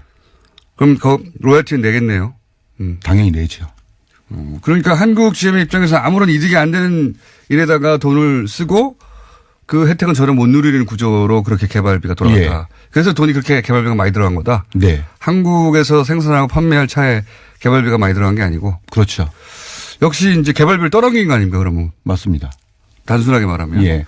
한국에서 생산한 그러니까 거기 추가로 이제 말씀을 드리면 예. 한국에서 생산하는 차도 예. 거기에 일정 부분 개발비를 내고 거기에 추가로 로열티라고 하는 대당 얼마씩의 그 비용을 추가로 본사 측에 주게 돼 있는 거죠. 한국에서 개발비를 넣어서 한국이 개발한 차도 또 로열티를 또 줘야 됩니까? 네. 참 희한하네요. 여기서 그런 돈을 쓰고. 예. 그런 상세한 내용들을 예. 회사를 운영하면서 어떻게 비용이 정리가 되고 확정안하고 적절한 사항들을 예. 설명해 달라고 얘기를 해도 예. 안 해주기 때문에 저희는 이제 정확한 정보는 알 수는 없지만 구조가 그렇게 돼 있다. 예, 그렇게 맞습니다. 구조가 돼 있다는 거죠. 네. 네. 미국 본사에서 이제 적자 때문에 폐쇄한다고 하니까 그럼 어떻게 적자가 나는지는 알아야 되니까요. 예. 근데 지금까지 이제 지금 예를 들었듯이 그런 사안들로 한국 GM이 적자, 그러니까 장사를 잘못해서 적자를 낸 게 아니라 미국 본사에서 한국에서 나온 흑자를 가져간 거 아니냐. 그래서 적자가 된 거 아니냐. 이런 의심이 있는 거 아닙니까? 예. 또 있어요. 들어봤더니 이제 한국 GM에서 차를 만들 때 부품 중에 이제 미국 본사에서 가져온 게 있는데 예. 그런 부품을 미국에서 아주 비싸게 사오고 차는 또 싸게 가져가고 그런 구조도 있다고 하던데. 네, 거기에 대해서 설명을 드리면 그 옛날 대우자동차가 망하기 전에는 예. 그 차량의 그 조립 부품들이 대다수가 국내에서 이제 국내 업체를 통해서 수급을 했었습니다. 네. 그런데 이게 이제 GM 부도가 나고 GM으로 넘어간 다음부터는 일부 국내 그 제작업체를 통해서 수급하는 것도 있지만 네. 대다수가 지금 중국을 포함한 해외 시장에서 이제 수급을 하게 돼 있어요. 부품을. 예. 예. 그런데 그 가격에 이제 문제가 생긴 거죠. 그러니까 국내 업체를 이용해서 수급을 할 때 예를 들면 80원이었던 부품이 예. 이제 GM으로 넘어간 다음에 해외 사업장에서 수급을 하는 경우는 이제 100원, 110원으로 올라간 겁니다. 원가가 상승하죠. 예. 예. 그런데 GM 입장에서 보면 그 수급하는 수량이 많아졌기 때문에 예. 기존보다 단가가 내려간 거죠. 기존에 이제 GM이 130원에 구매를 했었다고 하면 이제는 110원이 됐으니까 한 25원 정도 한 20% 가까이 절감이 된 건데 한국 GM은 반대로 한 20% 이상의 원가가 올라가게 된 거죠. 그러네요. 그러니까 이렇게 해서 수급을 하고 그러니까 미국 GM 입장에서는 한국의 물량이 추가로 늘어났으니까 예. 130을 하던 건 115으로 떨어뜨려서 자기들이 가져가고 미국에도 가져가고 한국에도 수급하고 한국 입장에서는 그냥 한국에서 수급하면 되는 것을 괜히 수입하다 보니까 90원짜리가 110원이 돼서 네, 맞습니다. 적자가 생기고 이런 구조가 만들어졌다는 거죠. 그렇죠. 그런데 그럼에도 불구하고 2010 몇 년입니까? 4년까지는 13년까지는 그러니까 흑자였다면서요. 네. 근데 적자로 확 전환하게 된 것은 이자 비용 때문인가요? 뭐 왜 갑자기 그러니까 복합적인 상황인데 GM이 이제 물론 그 전에 박근혜 전 대통령이 미국 가서 통상임금에 대한 이제 저희 조합원들이 그동안 임금 받지 못했던 임금 소송을 하면서 그게 이제 8천억 가까이 됐었는데 그 비용을 GM에서는 못 받았어요? 예. 제대로? 예. 8천억이나 못 받으면 저희뿐만이 아니라 그 뭐 현대도 그렇고 다 대다수가 마찬가지입니다. 그래서 지금 법원에 계류 중인 통상임금 소송들이 굉장히 많은데 그 당시 이제 한 8천억 정도 됐었습니다. 그걸 GM이 이제 손실 처리를 했다가 박근혜 전 대통령이 GM 그 미국에 가서 GM 회장을 만나면서 약속을 했죠. 그거 통상임금 처리해주겠다라고 해서 이제 다시 해주겠다는 거는 노조 그러니까 안 줘도 되게 만들어주겠다라고 그런 약속을 했어요? 예. 그래서 그 다음에 다시 이게 이익 처리가 되긴 했었는데 거기에 더불어서 이제 그 갑자기 쉐보레를 유럽에서 철수하게 돼요. GM이 거기에 들어간 비용이 이제 한 6천억 정도 되는데 한국 GM이 처음에 거기 들어간 것도 아니고 그 철수할 때도 결정한 게 아니라 GM이 본사 입장에서 자기들이 판단해서 들어가고 나올 때도 본인들 결정에서 나왔는데 거기에 수반되는 손실 비용을 전부 한국 GM이 떠안게 된 거죠. 아니 유럽 본사가 철수하는데 왜 한국 GM이 돈을 냅니까? 저도 잘 모르겠습니다. 그러니까 그거에 대한 것도 계속 드리는 말씀이지만 명확하게 답변을 해 주는 게 없어요. 그러니까 유럽에서 쉐보레가 판매 부진이나 기타 이유로 철수를 하게 됐어요.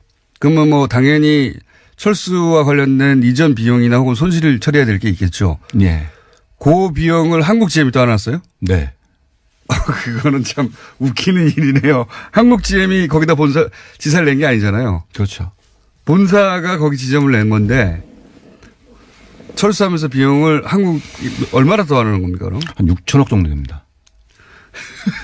그러니까 미국 본사 입장에서 한국 GM이 그나마 안정적으로 흑자도 내고 있었고 그리고 잘 되고 있으니까 웬만한 비용은 이쪽에서 처리하도록 만든 거나 마찬가지네요. 그렇게 생각해야지 이해가 되는 거 아닙니까? 잘 모르겠습니다. 어떤 생각을 가지고 그렇게 저희 한국 GM을 운영했는지. 근데 이게 갑자기 2012년, 13년, 14년 이렇게 확 벌어진 이유가 그 GM이 대우차를 인수하면서 약속했던 15년간은 경영권을 유지한다. 네. 그 기간이 끝나가서 그렇다는 얘기인데 이것 좀 설명해 주십시오. 무슨 이야기입니까?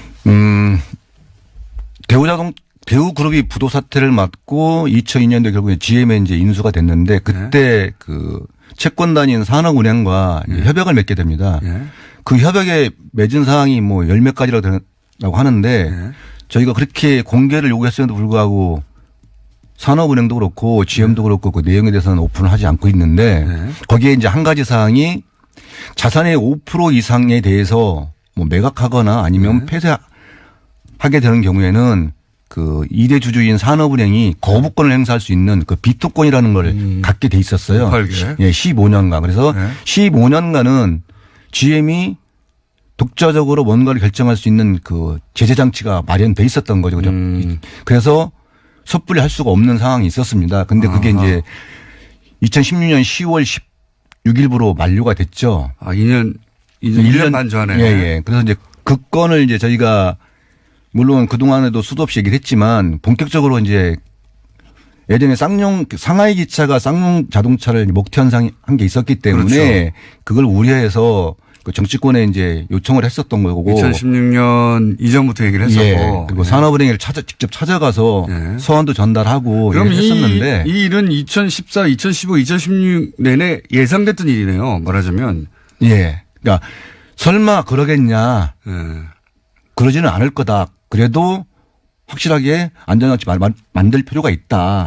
그렇기 때문에 그 2대 주주인 국책은행으로서 산업은행이 역할을 해줘야 된다. 그리고 단순하게 경전돌만 가지고 풀 수 있는 사항이 아니기 때문에 일정 부분 정부에서 책임을 가지고 해줘야 된다라고. 설마 나가겠냐고 생각하지 말고 네. 2016년이면 끝나니까 대책을 마련해 달라고 이제 2014년부터 적자로 돌입했고 그리고 2013년부터 이런 적자가 계속 불어났으니까 이거 설마 먹튀 아닐까 싶어서 그러지는 않겠지만 대책은 마련해 달라. 예. 했는데 그러면 그때까지 대책이 전혀 없었군요. 네, 대책이 사실은 저희들한테 제시한 대안이 없었습니다. 그래서 한 2년 전인가 산업은행이 한번 한국GM을 실사를 했었는데 네. 그 이제 한국GM 경영진에서 뭐 이제 산업은행에서 요구하는 그 자료가 한 이대주주인데요. 네, 한 100가지가 넘는데 네. 그 중에 한 10가지 정도만 자료를 제출하고 나머지는 자료를 제출을 거부해서 이대주주인데도 예, 도중에 그게 취소가 됐다고 들었습니다. 실사하다가? 예. 그러니까 그게 법적으로 그렇게 안 해도 되는 문제가 없는 건지 이런 거에 대해서는 전혀 얘기가 없는 걸로. 둘 사이의 계약 내용을 모르니까요. 예. 그렇군요. 이게 이제 예상됐던 문제이군요. 그러니까 2012, 13년부터 이상하게 갑자기 돈을 이자 비용을 그러니까 한국 GM에 있어야 될 현금을 빼나간 거나 마찬가지 아닙니까? 결과적으로는. 네. 이자 비용으로 5천억도 빼가고 혹은 유럽에서 철수하는 비용 한 6천억을 한국에 또 넘기고. 그렇죠. 예. 그리고 개발 비용을 뭐 1조 8천억에 가까운 비용을 최근에 계속 떠넘기고. 네. 이런 것들을 그러면서 이제 흑자였던 한국 GM이 자꾸 적자로 돌아섰는데 이것이 2016년에 경영권 유지 약속했던 조항이 만료돼서 이거 혹시 먹튀하는 거 아니야? 이런 우려를 노조 내에서 했다는 거네요. 네. 쌍용차 전례도 있고. 예. 쌍용차도 그랬죠. 중국에서 그렇게 쏙 빼서 먹튀했죠. 그렇죠. 근데 지금 이 이야기들은 회사에 근무하는 사람들이 알고 있는 기본 구조고 정확하게 어떤 액수가 어떻게 빠져나갔는지는 자료가 있어야 알 수 있는 거죠. 그렇죠. 그래서 네. 그래서 이제 노동조합이 회사에 매년 지금 한 4, 5년 된 것 같은데 매년 협상을 임금 교섭을 할 때 네. 요구하는 내용이 그 내용입니다. 자, 회사가 어렵다고 하면 도대체 왜 어려운 건지 내용을 알려줘라. 그래서 그 항목별로 세분화해서 내용을 알려주면 그리고 거기에 노동조합이나 조합원들이 동의를 한다고 하면 거기에 맞춰서 일정 부분 노동조합도 희생할 각오가 돼 있다. 네. 오픈을 해달라라고 공장 얘기하는데 폐쇄보다는 훨씬 나으니까요. 네. 근데 아까 말씀드린 것처럼 계속 답변을 안 하는 거죠. 이건 어떻습니까? 그러니까 지금 일각에서는 노조가 강성 노조라서 그렇다. 이게 이제 이런 얘기 나오면 항상 나오는 얘기죠. 노조가 강성 노조라서 그렇다. 근데 노조에서는 그게 아니라 경영에 실패한 거 아니냐. 그러니까 이 전반적인 내용이 다 경영의 관점에서 보자면 실패한 거죠. 그렇죠. 한국 GM이라고 하는 회사의 손해를 계속 입힌 거니까요. 네. 근데 그거는 미국 본사의 결정이라고 치고 그거 말고 시장에서도 실패한 게 있습니까? 경영적인 차원에서. 예를 들어 주십시오, 좀. 크루즈 그러니까 가격. 예를 들면 방금 언급하셨는데 네. 작년 1월에 군산공장에서 크루즈가 새로 출시가 됐죠. 네, 폐쇄한다고 하는 공성공장. 예. 근데 그게 이제 실패한 이유가 차량 성능의 문제가 아니라 가격 책정의 문제였습니다. 이제 그 경쟁사인 회사의 그 차량이 한 1,500만 원 후반대에서 판매가 시작되는데 저희 크루즈가 그것보다 한 300만 원 더 비싼 가격으로 출시가 됐었습니다. 성능은 비슷한데요? 예. 성능은 소비자마다 선호도가 다르기 그렇죠. 때문에 선호는 다를 수 거니까 있으니까. 저희는 좋다고 생각을 하지만 네. 그렇게 생각하지 않는 사람도 있기 때문에 시장가에서 좀 말씀드리긴 비쌌다. 그렇고. 예. 그래서 그 판매 가격을 결정을 할 때 그 판매에 종사하시는 분들이나 네. 저희 쪽에서 회사에 얘기를 했었죠. 시장에 형성된 가격이 있다. 시장가가 있는데. 그 제품군에서는 그 가격대를 벗어나면 정말 특이한 경우 아닌 이상은 실패할 수밖에 없는 상황이기 때문에 이거 왜 회사에서 안 받아들였습니까? 가격을 최소한 200만 원, 300만 원 떨어뜨려야 된다라고 요구를 했는데 회사에서 하는 얘기는 그거였습니다. 이렇게 좋은 차를 안 산다는 건 문제가 있다. 그건 소비자의 문제다. 소비자가 잘못했다. 이렇게 얘기를 하고 그거를 강행을 했죠. 그래서 이제 판매가 안 됐고 한 달도 채 안 돼서 가격을 200만 원을 인하를 했습니다. 그런데 이제 소비자로부터 이제 등돌림을 받았기 때문에 200만 원을 낮춰도 거기에 추가로 100만 원을 더 낮춰서 결국은 처음에 저희가 요구했던 그 1,500만 대 가격을 내놨어도 타이밍을 놓쳤군요. 이제 소비자들이 안 사는 거죠.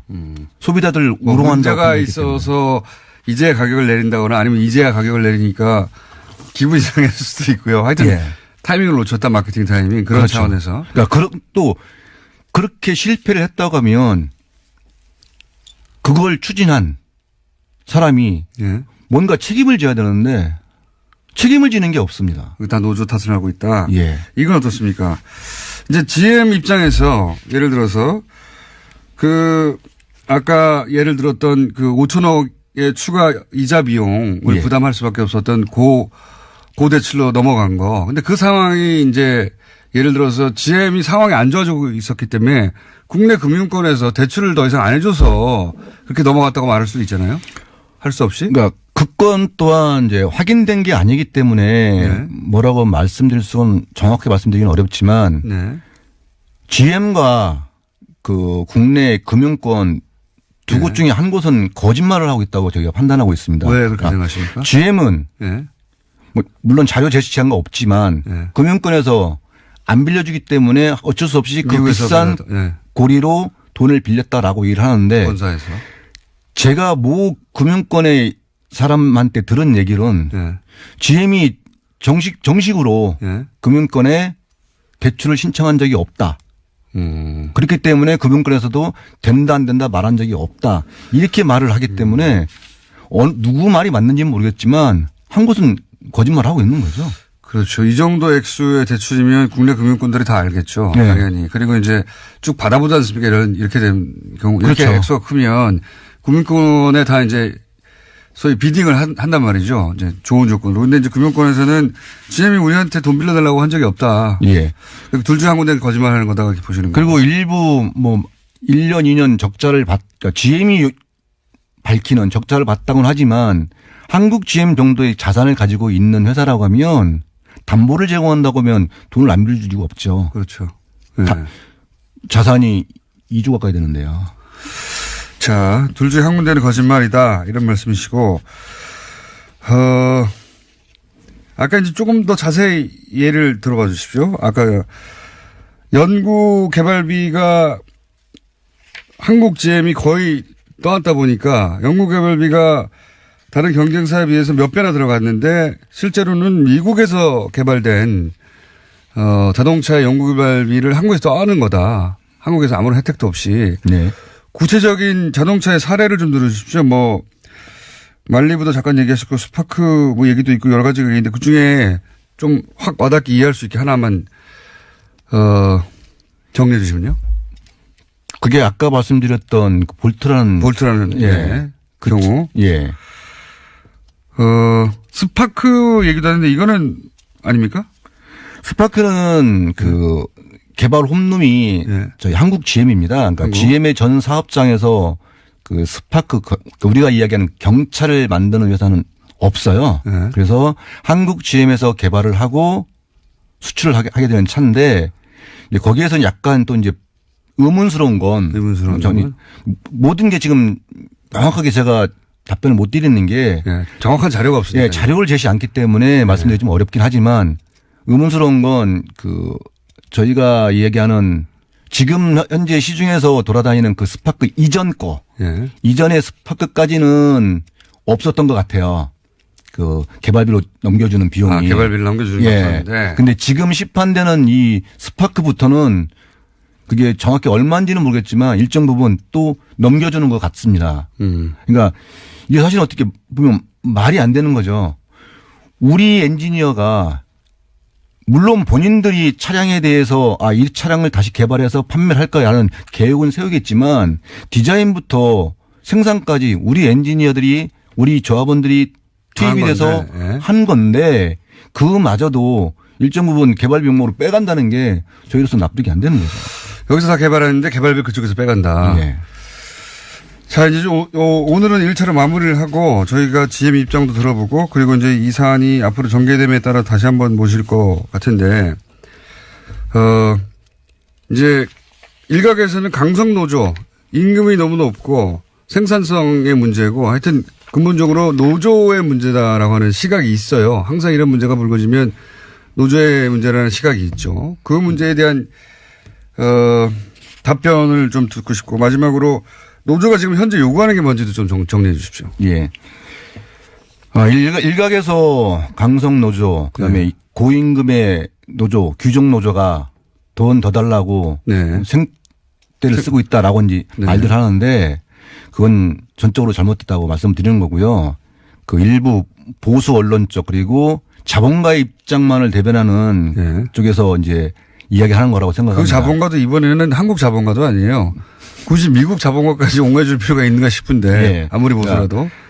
정확히 사실을 알고 말을 하면 저희도 그에 대해서 반성할 건 반성하고 뭐 개선할 건 개선할 텐데 그게 아니기 때문에 거기 답변은 좀 차치하고요. 답변을 가치를 못 느끼십니까? 예. 사실이 아니어서. 예. 그 정도다. 예. 그리고요. 요구하시는 게 뭡니까? 지금 노조 입장에서. 노조가 저희 노동조합에서 GM에 요구하는 건 명확합니다. 자, 지금까지 적자를 만들었 것은 차치하고 자, 그럼 앞으로 어떻게 나갈 거냐. 앞으로. 단순하게 정부의 지분 참여를 요청할 게 아니라 그렇다고 하면 GM이 한국 GM을 정상화시키고 그리고 미래 발전을 위한 존속을 위해서 할 의지가 있다고 하면 먼저 자구 방안을 내놔야 된다. 자, 인원 구조가 조직 구조가 잘못되어 있다고 하면 그 조직 구조를 개선을 하고 그다음에 시장에서 판매가 될 수 있는 그 차량을 만들기 위해서 각 사업장마다 어떤 차를 어떤 계획하에 투자를 해서 생산할 수 있도록 만들겠다. 그리고 지금 이제 AI로 넘어서서 이제 좌일주행차, 뭐 전기차, 수소차 다 나오는데 그런 미래적인 차량 개발 또한 어떻게 운영을 해서 집어넣겠다. 라는 계획이 나와야 되고. 경영 계획부터 내놔라. 그 계획 중에 하나가 이렇게 움직이려고 하는데 회사에서 할 수 있는 건 이거고 조합이나 정부에서 이러이러한 것들은 서로 협력을 해야 된다라고 요구를 하면 조합에서도 당연히 참여를 하겠죠. 그런 것들이 먼저 연결해야 된다는 거 말씀드리겠습니다. 회사의 경영 계획이 먼저 있어야 되는데 네. 지금은 정부에 돈부터 내놓으라고 하고 강성 노조 탓을 한다. 예. 앞뒤가 바뀌었다. 네. 이런 말씀이시네요. 오늘 여기까지 하고요. 예. 또 모실 것 같습니다. 그때는 부지부장님이 나오실지 아니면 지부장님과 함께 나오실지 다른 분일지 모르겠는데 여기까지 요약해서 듣겠습니다. 전국 금속 노동조합 한국 GM 지부의 이봉남 부지부장이었습니다. 감사합니다. 예, 감사합니다. 불친절한 AS. 예. 올림픽 평창 올림픽 갔다 오신 분들의 문자가 꽤 왔습니다. 입장권 없이 갔는데 재미 아주 좋았습니다. 올림픽뿐만 아니라 눈꽃 축제 등등 준비가 잘 돼 있어서 음식도 맛있고 야외에서 소세지나 노가리 구워 먹고 외국인들랑 소주 먹고 왔어요. 그게 되나 보죠? 못 들어가는 사람들이 옹기종기 모여서 그렇게 하는 건지 모르겠습니다만 그런 문자가 왔습니다. 입장권이 없어도 재밌다. 여기는 축제 분위기다. 뭐 축제가 있으니까 축제 분위기가 나는 건 당연한데 오히려 우리 지상파나 매체만 봐서는 축제 분위기인지 잘 모르겠어요. 예. 경기도 다 중계를 안 해줘가지고 저는 사실 다른 경기도 보고 싶은데 예. 자 그리고 가짜뉴스에 대해 흥분하시는 분들이 많네요. 예. 서울에 갔더니 시어머니가 카톡으로 가짜뉴스를 받고 그걸 철석같이 믿어서 미치고 팔짝 뛰었다. 노인분들에게 진짜 가짜 카톡 많이 온다. 칠순 장인 장모가 북에 40조 지원하고 사회주의 국가로 우리나라가 변했다고 철석같이 믿고 계시더라. 그러니까요. 이거 왜 아무도 단속 안 하는지 모르겠어요. 엄청나게 가짜뉴스 노년층에 많이 뿌려지고 있습니다. 그리고 경남에서 앱으로 예. 평택에서 택시기사분들이 뉴스 공장을 많이 듣는군요. 예. 직접 듣고 있다고 예. 혹은 앱으로 듣고 있다고 문자 또 많이 왔고요. 어제 다스가 올림픽에 등장했다고 그랬습니까? 여자 스피드 스케이팅 네덜란드 선수 이름이 애니스 다스. 예. 해설하다가 해설하시는 분이 친숙한 이름이라고 해서 빵 터졌습니다. GM에 대해서 열받은 분도 많네요. 한국 GM. 예. 맥쿼리가 생각났습니다. 이 역사는 길죠. 예. 뭐랄까요. 검은 머리 외국인이라고 부르기도 하고, 이게 꼭 먹고 튀는 외국 자본만이 아니라 그게 협조하는 한국의 인사들이 있거든요. 예. 맥쿼리를 비롯해서 쌍용차를 비롯해서 이 GM까지 한번 묶어서 다뤄보겠습니다. 자, 여기까지 하겠습니다.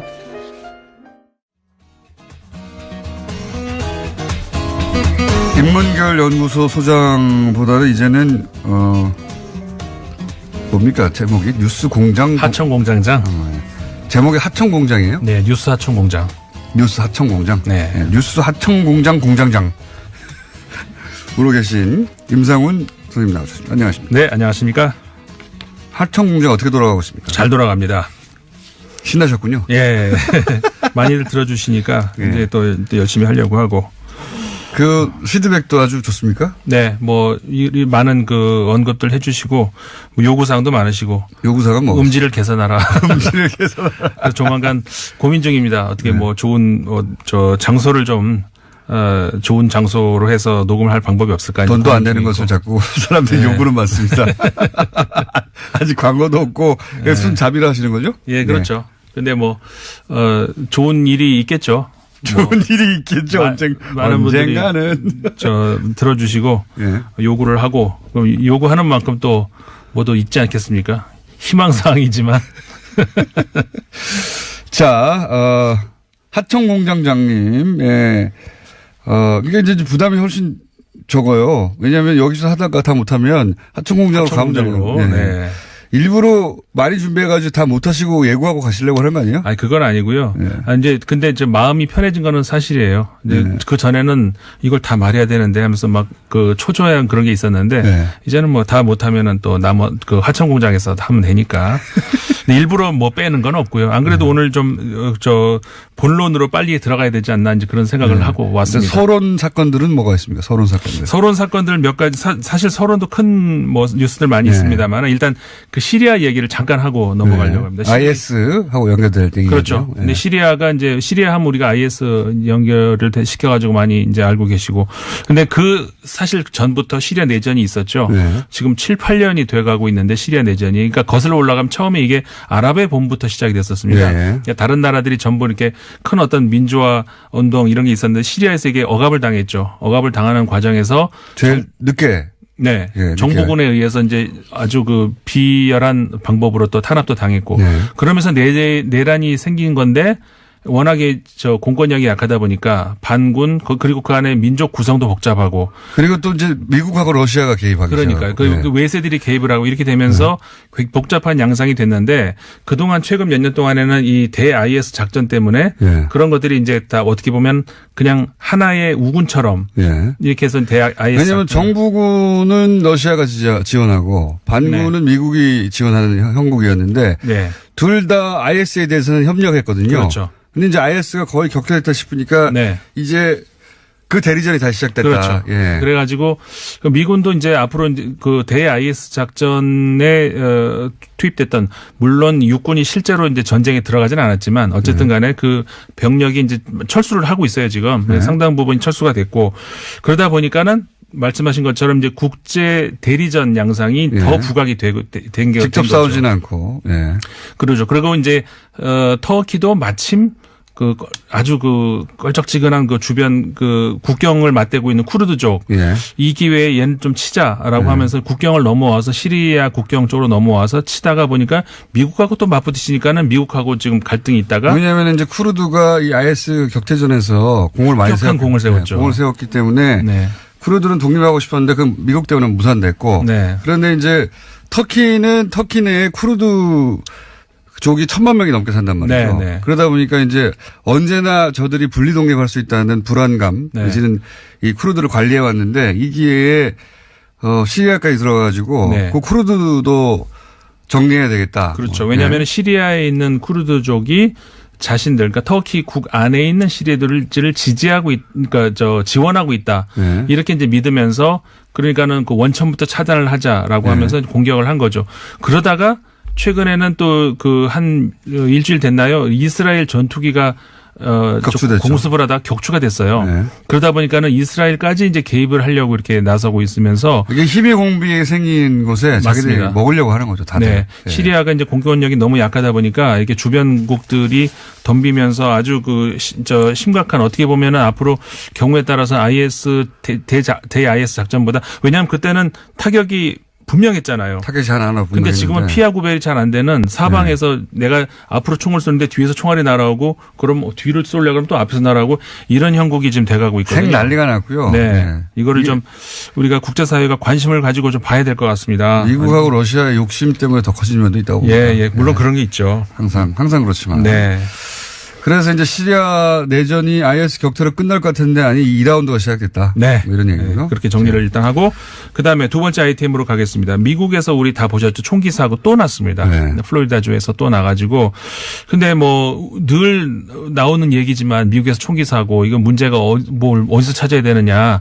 사실 이제 이런 사회적인 문제에서 두 가지 해결책을 흔히들 이렇게 얘기하지 않습니까? 하나는 제도적 문제 얘기라고 한쪽은 그 범인이 잘못이다. 그렇죠. 그러니까 범인이 그 인성이 잘못됐다든가 그놈이 뭐 정신이 이상하다든가.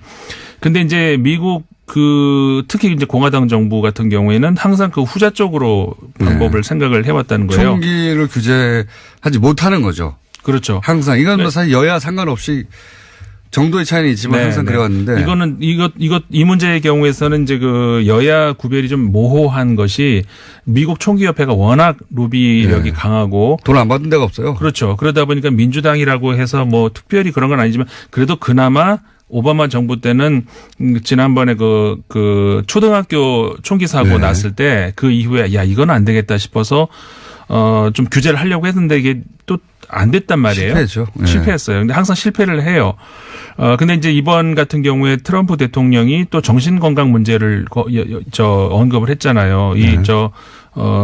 범인 퇴학생. 맞습니다. 그리고 뭐 FBI가 미리 못 막았다고. 미리 못 막았다. 그리고 심지어는 고등학생이 그렇게 하는 그런 생각을 하는 걸 FBI가 어떻게 합니까? 진짜 아니 탓을해도 신고가 들어왔는데 이제 그걸 사전에 방어를 못했다 뭐 이런 논리를 했는데 그리고 또 민주당에다 또 이렇게 밀어붙이는 돌리는 그런 것 트윗을 또 했었어요. 그러니까 오바마 정부 당시에 자신들이 상하원 다 장악하고 있었는데 왜 안 해놓고서 이제 와서 말로 그러냐.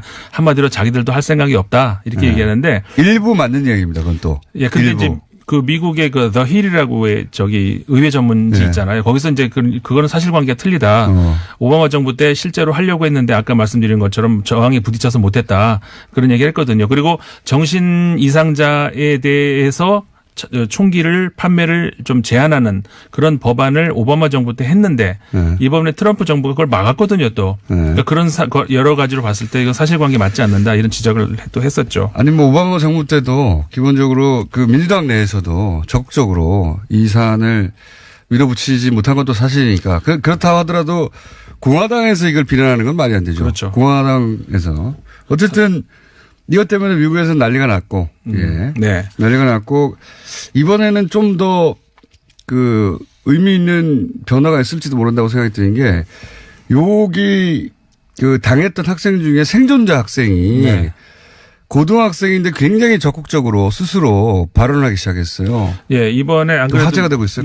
그게 우리가 주시를 해봐야 되는 게 그러니까 14일 날 이 사건이 나왔거든요. 그러니까 다음 달 14일 날 미국 전역에서 꼭 플로리다가 아니라 미국 전역에서 학생들이 거리로 나오겠다 지금 공언을 한 상태거든요. 고등학생들이. 네, 고등학생들이 더 이상은 정부를 못 믿겠다. 우리가 나서자라고 수업 거부를 하고 길거리로 나서겠다 이렇게 공언을 한 상태라서 이게 어떻게 모르겠습니다. 이제 일단 지켜봐야 되겠습니다만은.